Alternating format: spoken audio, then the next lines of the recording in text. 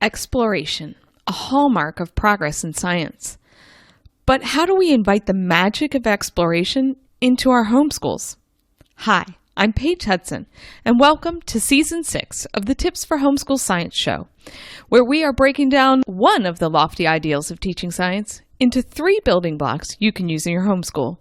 In this episode, I'm going to share 3 tips to help you roll out that discovery welcome mat.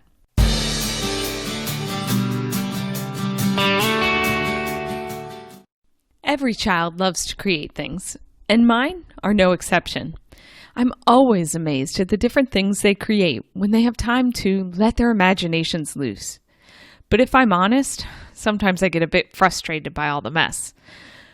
But I always try to remind myself that they're learning. You see, exploration is the purest form of learning, especially when it comes to learning science. I can tell my child that there needs to be at least 3 sides to make a strong building, and that a roof helps to give that building more strength and stability. And he or she might even listen to me. But without some hands-on practice, they'll probably easily forget what we talked about. However, if that same child sits down and tries to put together a building on her own, she learns through trial and error what gives her creation the strength it needs to stand. She internalizes this information, and the next time she tries to build a house, she'll remember what she has learned and apply it to her latest project. This is the main reason why I'm so big on the importance of hands-on science. But just doing said experiments doesn't always allow our kiddos' imaginations to run wild. And that's why we need to invite the magic of exploration into our homeschools. So this shouldn't be one more thing to check off on the list. Rather, inviting exploration should flow naturally into the empty spaces of your child's day.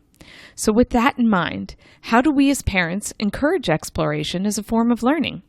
Here are 3 tips to help you get started. Number 1, provide them with the materials.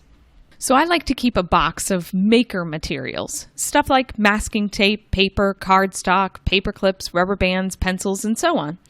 Our children know that they can take things from this box without asking at any time. In fact, most years we just keep it in their closet, and I won't be upset as long as they clean up what they've done. I also entertain all requests for other materials they might need. For example, when our daughter asked to borrow a plastic bowl and several chopsticks, I simply asked her why, and then she told me she wanted to build a bridge for her littlest pets. So I said that was fine, knowing that I would probably never get my chopsticks back. But you see, that day she built a bridge for her littlest pet shop animal figurines to go across. She learned which way to place the chopsticks so that they would hold the weight of her animals as they crossed. She learned firsthand about the principles of physics and bridge building, and for me, it was worth losing a few chopsticks in the process. Providing your kids with materials they can freely use to bring life to their imagined creations definitely invites exploration into your homeschool. Number 2, fill their minds with ideas. So as a family, we regularly watch Mythbusters, and we also let our kiddos watch YouTubers that explore science, ones like Mark Rober or King of Random. These shows have been fodder for many an exploration idea in our house. We use a science program that encourages experimentation, and often these hands-on science moments lead to ideas that our kiddos want to explore later. We also read lots of books, which are a great source for inspiration. For example, the book Castle Diary inspired our daughter to build her own castle out of construction paper and masking tape. And a book about Batman inspired our son to make his own grappling hook. And the list can go on and on. Filling your kids' minds with ideas provides an environment in which they can be inspired to delve into the topics more, and this is a great way to invite exploration into your homeschool.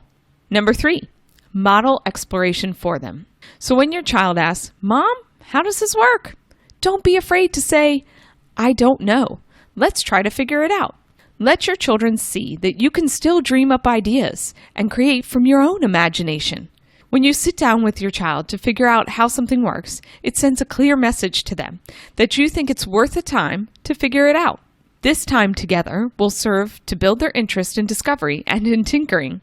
Modeling exploration for our children will most definitely invite exploration into our homeschools. So wrapping it up, It's valuable to give our children the opportunity to stretch their imaginations and to try out their ideas through exploration. And we can invite this by providing materials, by filling their minds with ideas, and by modeling exploration for them. After all, many a great scientist discovered their love of science by exploring the things around them, and you never know what your child's future holds. Thanks for watching, and I hope you have a great time playing with science. If you want to learn more, go ahead and check out this video from Elemental Science.